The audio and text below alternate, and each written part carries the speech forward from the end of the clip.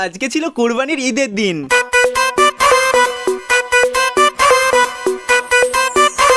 তাই সকাল সকাল গোসল করে পাঞ্জাবিটা পরে রেডি হচ্ছিলাম। সুরমা লাগা রে,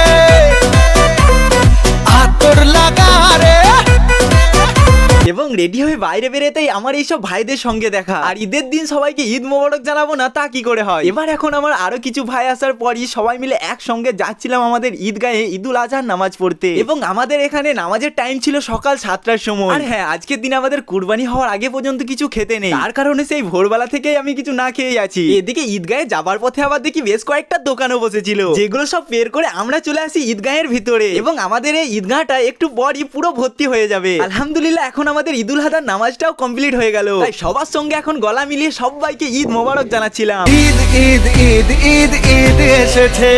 এবং তারপরই বাড়ি যাবার সেই রাস্তাটায় দেখি প্রচন্ড ভিড় হয়ে গেছে। আমরা এখানেই কয়েকটা ফটো তুলে বেশ কিছুক্ষণ অপেক্ষা করার পরই এখন এবার বাড়ি যাচ্ছিলাম। আর বন্ধুর সঙ্গে আলোচনা করছিলাম যে আজকের দিনে আমাদেরকে অনেক কাজ করতে হবে। রাস্তায় পরে আমার এই সুন্দর গ্রামের সুন্দর একটা মসজিদ, যেটা পেরিয়ে কুরবানি হবার পর আজকের স্পেশাল খাবার মানে লাচ্চা সিমই এগুলোই খাচ্ছিলাম। এবং তারপরে প্রায় 12টার সময় আমাদের আজকে সব কাজ শেষ হলো। তারপরে বিকেল বেলা আমার এই দুই বন্ধুর সাথে বেরিয়েছিলাম একটু ঘুরতে। কিন্তু সারাদিন এত খাটাখাটনির পর শরীরে আমাদের এমনিতেও আর বেশি এনার্জি নেই, তাই বেশি আর ঘোরাঘুরি না করে আমরা গোলসির পিৎজা ক্যাফেতে চলে যাই। এবং মেনু কার্ড দেখে খাবার অর্ডার কর আমরা সবাই মিলে এখানে একটু আড্ডা দিচ্ছিলাম। এর মধ্যেই আমাদের অর্ডার করা সেই পিৎজাটাও চলে এলো। তারপরে আমরা সব এক কাপ করে কফি খেয়ে আজকের এই ভ্লগটা শেষ করলাম। আর হ্যাঁ, তোমাদের সবার ভালোবাসে আমার ফেসবুকে 40,000 ফলোয়ার্সও কমপ্লিট হয়ে গেছে, তাই সকলকে জানাই অনেক অনেক অনেক ধন্যবাদ। এবং তোমরা কি এরকম ধরনের আরো ভ্লগ চাও সেটাও কিন্তু আমাকে কমেন্ট করে জানিও।